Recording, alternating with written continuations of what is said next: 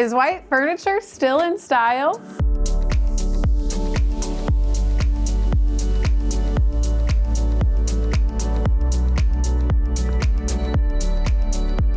Hey everyone, welcome back to Furniture Flipping Teacher. It is Lauren and it is day 6 of the 12 days of Flipmas. Can you believe that we are halfway through this little mini series? I can't believe it. I am just having so much fun being back in the garage flipping furniture. But like I said in the intro, we are going to be doing a test today with some furniture, and we are going to see if white furniture is still in style or if people are still wanting that colored furniture instead of the white furniture.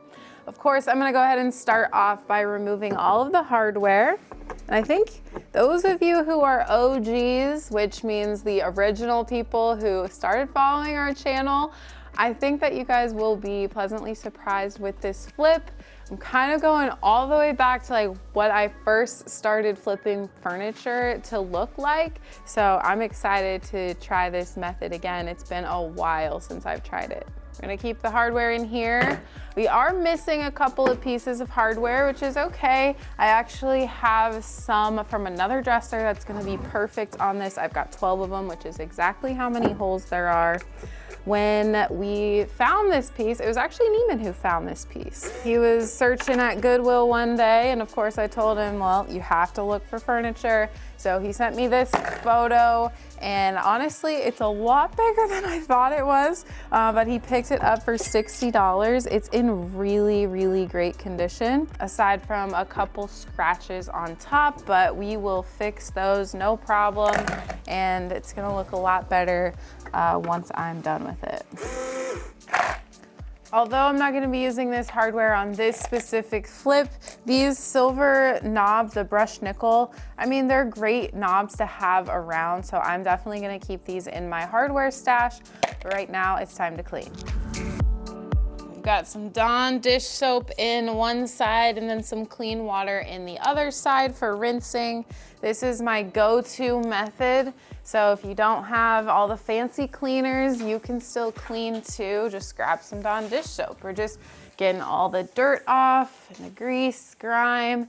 And as long as you're using a grease cutter in your soap or your cleaner, then you will be just fine. Rinse time. So we want to get that soap all rinsed off. No residue left behind. So everything's clean. You can either let it dry on its own or you can take a towel, which is what I like to do.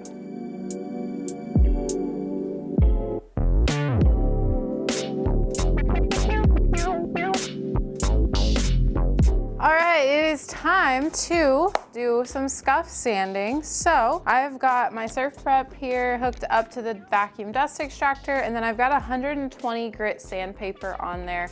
And the reason I'm doing a scuff sand is just to roughen up the surface just a bit. It is pretty smooth, and so it's gonna be really hard for a primer or a paint even to grab onto the surface and stick for a long time. So we wanna roughen it up just a tad bit. And then also I'm gonna focus on the top a bit because like I said, there are some major, well, sort of major minor scrapes across the top. So I just wanna go ahead and even those out so that those won't be visible once the paint is on there. Gonna go ahead and wipe back the dust that I created sanding. It just really stays on the piece. And so you just wanna make sure you get all that off so it doesn't go underneath the paint. I did find some really neat wood underneath there, but I am gonna continue on with my original plan. But another idea is you could be flexible with your flips, and maybe you had something in mind, but you find something like this, like some pretty good wood under there. So maybe you just would want to strip it all the way down. But I think I've had enough sanding for a couple of days, so I'm going to proceed on with my my original plan.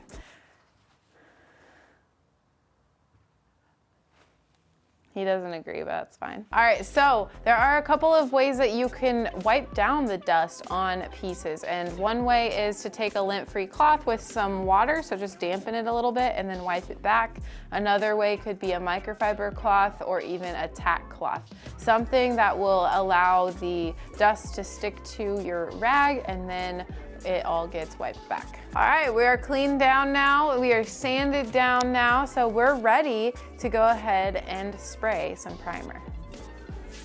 So I'm gonna be using Dixie Belle's Boss for the primer here, and this is a stain blocking primer. So if you remember, I kind of went through the finish and found that wood underneath. So that means it's exposed wood, which could cause bleed through, especially when I'm gonna be painting it white. So it's important that you grab a stain blocking primer just to block all of those wood tannins in there.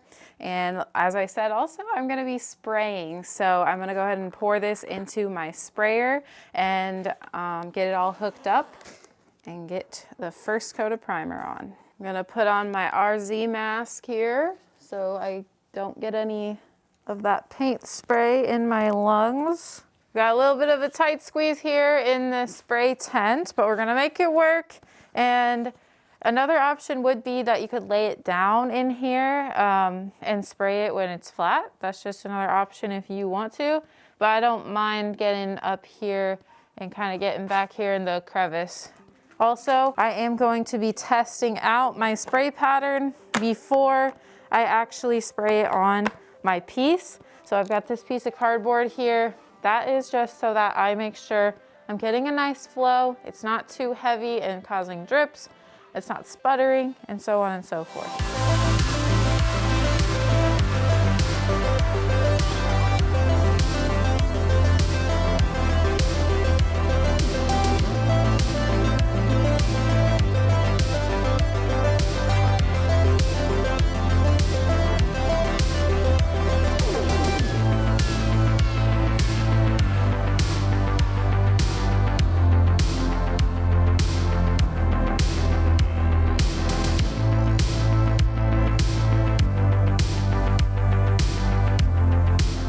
Okay, first coat of primer's on. I think I'll only have to do one. And of course it does look worse before it gets better. That's what I always like to remind myself, because right now it looks worse than it did when we started. So this is gonna dry and then I am gonna come back with the first coat of our paint. Okay, I actually ended up doing a second coat of primer so that we could get a little bit more coverage. That way it'll be easier to get more coverage when I spray the actual paint. And I had some left over in my gun, so why not utilize it? Now that it's dry, I am going to be taking my blue rad pad here from Surf Prep. It is a fine grit, and I'm just gonna be taking it and going over the entire surface, knocking back any of the texture that could occur when I'm spraying, as well as any debris that may have landed on the dresser while it was drying. Okay, we're all good now on the smoothness. Everything's all smoothed out nice. So we're gonna put it back in the spray tent and I'm gonna be spraying the bottom. I'm gonna be doing the top a different color, so I'm not gonna worry about spraying that. That'll be a separate job once everything is dry. Okay, it's time to load up the spray gun, and I'm gonna be using Dixie Belle's Silk paint in the color Saltwater. It is important that you have a strainer if you're using a sprayer. When I used the Boss, which was yesterday, I didn't have a strainer and I was just like, go for it, it's okay. But my sprayer, it kind of got a little bit clogged, which was not allowing for a great flow throughout the whole project. So strainer, your best friend when you are spraying. Got my strainer now, so I'm gonna strain the silk paint. This is a little bit more of a thin consistency than their chalk paint, so you may not have to water it down. You don't really want to water this down too much anyway, because it does have the primer and top coat built in, so you don't want to take away from those properties by adding too much water. Okay, so I got it strained into my gun here. Then I'll just go ahead and put the top back on. And I'm using my Wagner Flexio 4000. And just basically gonna be doing the same exact method that I did with the Boss primer. And I'm still going to test my flow on this piece of cardboard that I used, because I went ahead and cleaned out the whole gun, so that means that settings could have gotten messed with, which is totally fine. That's why I always test out my flow before I begin to spray on the actual piece itself. Spraying is so much faster than painting with a brush. All right, so that is the first coat and it's on. I think I will do one more coat, because with the silk paint, you do want to do another coat just for that top coat to really be hardened and act as a real top coat. And then after it dries, we'll come back for coat number 2. All right, coat number 2, here we come.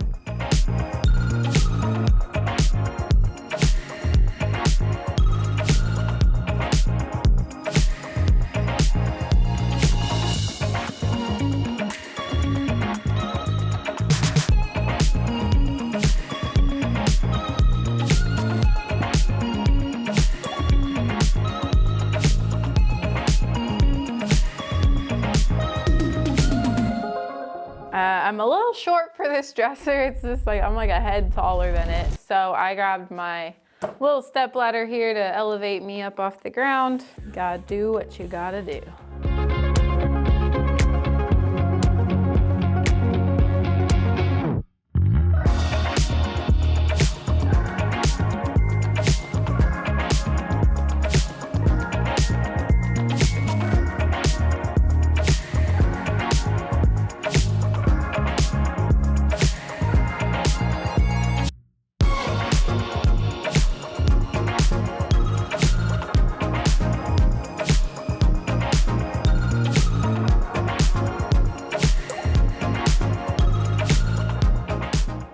All right, first coat done, that's gotta dry. In the meantime, I am going to be coming around to the front and I'm gonna show you how I'm gonna touch up the drawers since they were pushed in while I sprayed. What I need to do is pull them out and make sure to paint here on the inside, since that only got a little bit with the sprayer.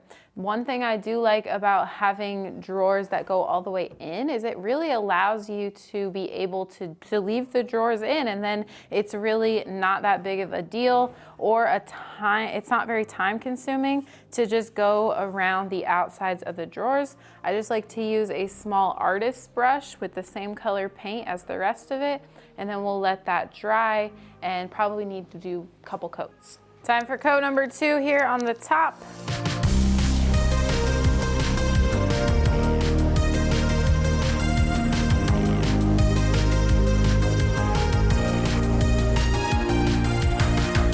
All right, I'm gonna go ahead and take this tape off. Oh gosh, might have to do a little bit of touching up. Might take off some of my white paint. That's the effect you're going for, right? All right, we lost a little paint from my tape, so be careful when you do that. Probably should have used a little bit of softer tape, but this is all I had. It's okay, I'm just gonna go back and touch that up. And the reason that it's doing that is because it's just not all the way cured. The paint won't do that once it cures after a couple of weeks, so don't be alarmed. I'm just gonna go ahead and touch that up. And then I'm also gonna touch up the drawers one last time. All right, you guys, it is the final stretch of this dresser, and get ready, because like I said at the beginning, we are going all the way back, throwing it back. I am using Rustoleum Smoked Glaze. I have had this jar since the beginning. Literally, I used this on my very first project, which was my parents' kitchen table. So it's almost empty, but it's not empty yet. So of course I'm gonna use it until it's empty. But this is one of my favorite ways to get a really neat top. So I've got the base layer of the Baja Gray, and then I'm going to be taking this smoked glaze and I'm gonna be brushing it on and then wiping it back just a little bit. We're gonna darken up the gray here on top, but then it's also going to have just some texture added and a little bit more depth. Kind of want to put it on pretty fast. So now that I've got the full thing covered, I'm just gonna take a lint-free cloth here and wipe the excess back. And then it's going to give us this effect of the glaze. So you can kind of just make it however dark or light you want. And then you just wanna make sure to go in one direction across the top. All right, we're golden on the top. It looks great. I love this look. It's my signature, I'd say. Now to get the hardware on and photos.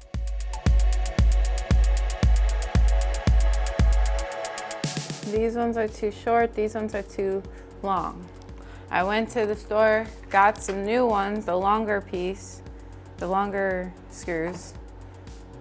And now these are 1 1/4 inch.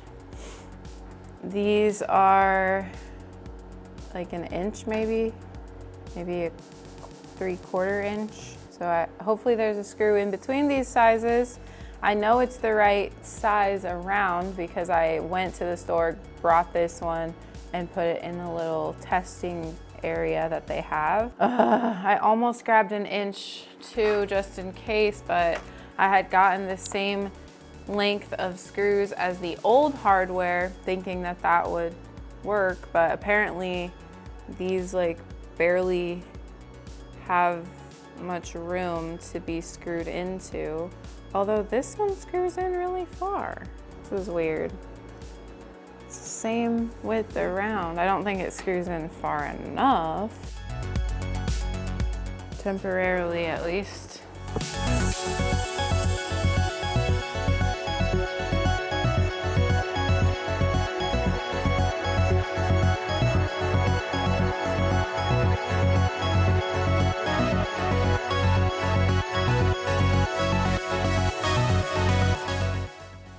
Let's get this over to the staging wall. We're done! This one turned out great. I am super satisfied with the result of spraying the furniture as well as the glazing of the top that I haven't done in a really long time. And I'm really eager to see what it sells for over on Facebook Marketplace. My main goal with this flip is to see, like, is white furniture still in style? Like I told you at the beginning of the video, these days a lot of people are buying the colored furniture, and so I'm excited to see if the white is still on trend. I personally think that white is timeless. It's something that goes with everything. I didn't distress it, so that that farmhouse look really is kind of exiting, I feel like. So I wanted to stay away from the distressing where I like sand back some of the paint. But the just completely solid white, I think is, again, just really timeless. So this is a pretty large, tall dresser. So I'm planning on listing it on Facebook Marketplace, probably at that 400 mark. So I paid $60 for it and then already had the hardware, had the paint, but let's say I probably used around $20 in paint materials. So we're in around $80, not too shabby. If we can get a $400 payment for this, that'll give us $320 profit.